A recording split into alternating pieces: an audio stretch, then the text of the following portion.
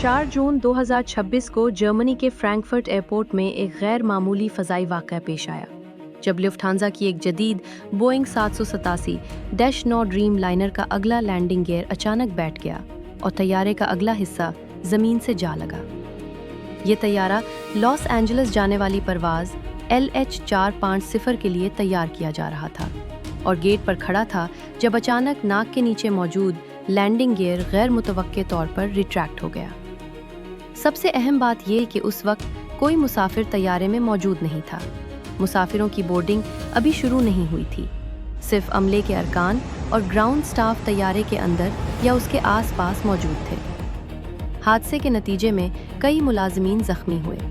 जख्मियों में कैबिन करियो और ग्राउंड स्टाफ शामिल थे, जिन्हें फौरी तिब्बी इमदाद फराहम की गई। खुशकिस्मती से किसी हलाकत की इत्तला नहीं मिली।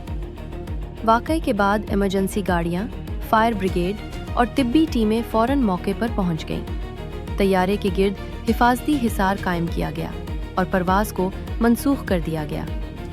अब सबसे बड़ा सवाल ये है कि ऐसा क्यों हुआ।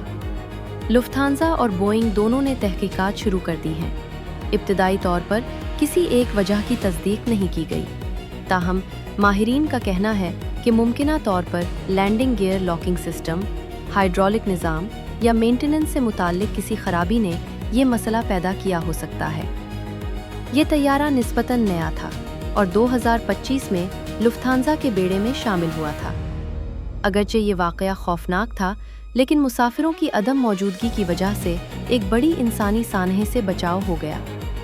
अब पूरी तवज्जो इस बात पर है कि तहकीकात क्या नतीजा निकालती हैं और आया बोइंग 787 के लैंडिंग गियर सिस्टम में मज़ीद जांच की ज़रूरत होगी या नहीं।